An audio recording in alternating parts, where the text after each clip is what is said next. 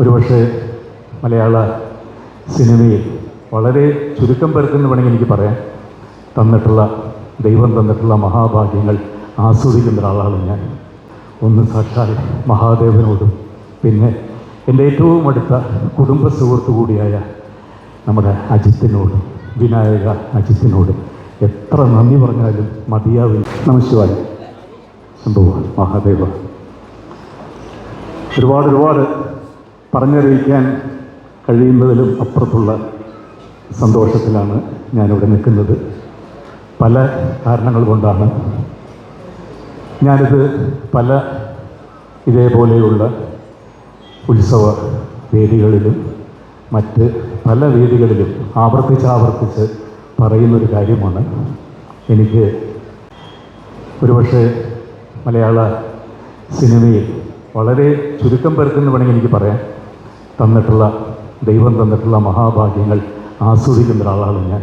മറ്റൊന്നും കൊണ്ടല്ല, ഇതേപോലെയുള്ള ക്ഷേത്രമുറ്റത്ത് നിന്ന് എൻ്റെ അമ്മമാരുടെയും എൻ്റെ അനുജത്തിമാരുടെയും അനുജന്മാരുടെയും മുതിർന്ന ജ്യേഷ്ഠന്മാരുടെയും എൻ്റെ അച്ഛൻ്റെ പ്രായമുള്ള വയസ്സായിട്ടുള്ള എത്രയോ ആളുകൾ വന്നിട്ട് ജയറാമേട്ട സുഖമായിരിക്കുന്നു, പാർവതിക്ക് സുഖമാണോ, മോളും മോനൊക്കെ കല്യാണം കഴിഞ്ഞ് സുഖമായിരിക്കുന്നു, ഇങ്ങനെ വന്ന് അവരുടെ സന്തോഷങ്ങൾ ചോദിക്കുമ്പോൾ ഉണ്ടാകുന്ന നമുക്ക് കിട്ടുന്ന ഒരു ആനന്ദം എന്ന് പറയുന്നത് അതൊന്നും ഒരിക്കലും ഒരു മുറിക്കകത്ത് 4 ലൈറ്റിൻ്റെ മുമ്പിൽ ഇരുന്ന് അഭിനയിക്കുമ്പോൾ കിട്ടുന്നതല്ല.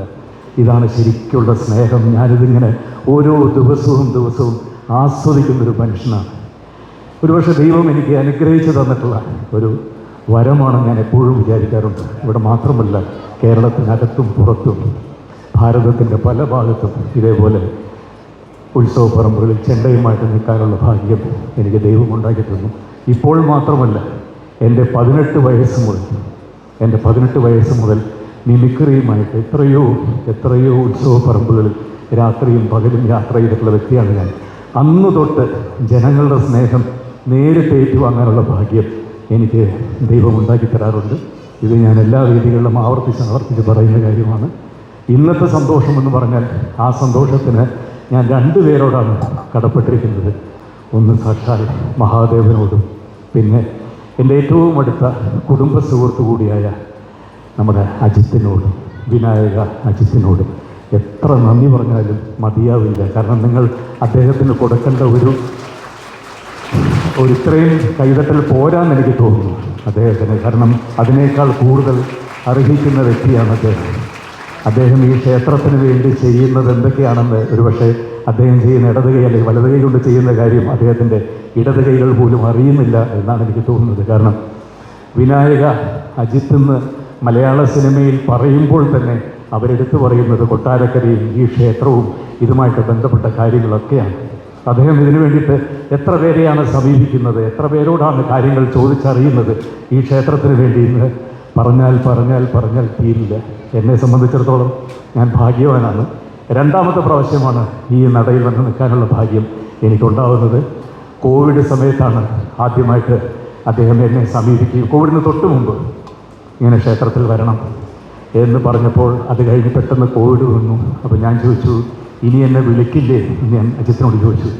ഇല്ല, കോവിഡ് കഴിഞ്ഞാൽ അപ്പോൾ ആദ്യം ക്ഷേത്രത്തിൽ ഞാൻ കൊണ്ട് കൊട്ടിച്ചിരിക്കും എന്ന് അദ്ദേഹം പറയുകയും എന്നെ ക്ഷണിച്ച് ഈ മഹാദേവൻ്റെ മുമ്പിൽ നിന്ന് എനിക്ക് കൊട്ടാനുള്ള ഭാഗ്യം എനിക്ക് കിട്ടി.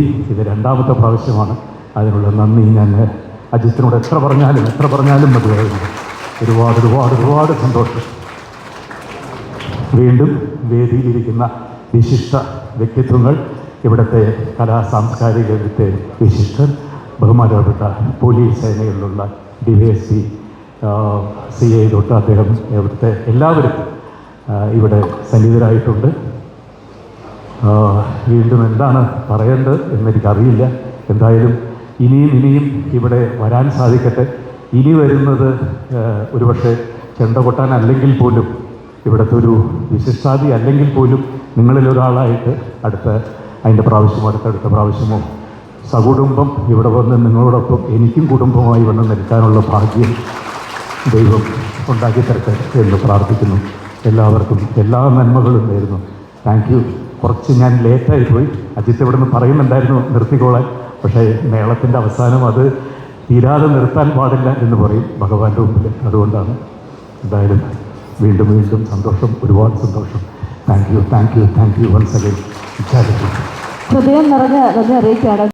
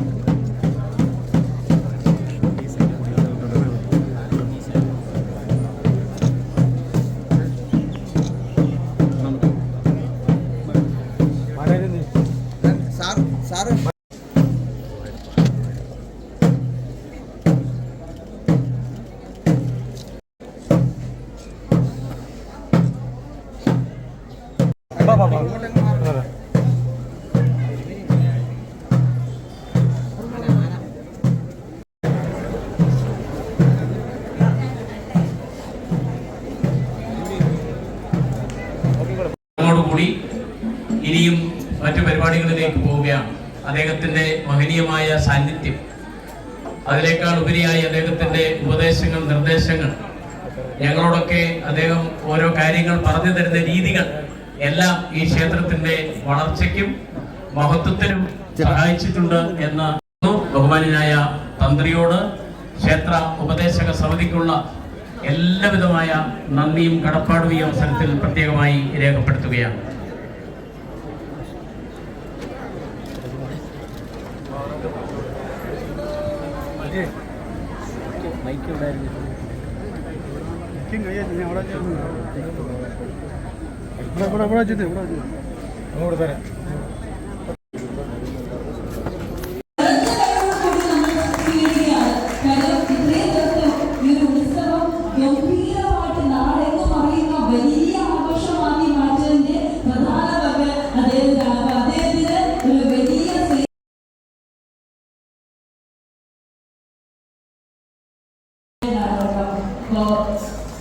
ഇനി വരാൻ പോകുന്ന ഉത്സവങ്ങളും ഇതിനേക്കാൾ ഗംഭീരമായിട്ട് കാണാൻ നമുക്ക് ആ ഒരു ഭാഗ്യം ഉണ്ടാകട്ടെ എന്നുള്ള ഒരു അവസരത്തിൽ അറിയിക്കുകയാണ്. ദൈവത്തിന് സ്നേഹാദരം നൽകുന്നത് പ്രിയപ്പെട്ട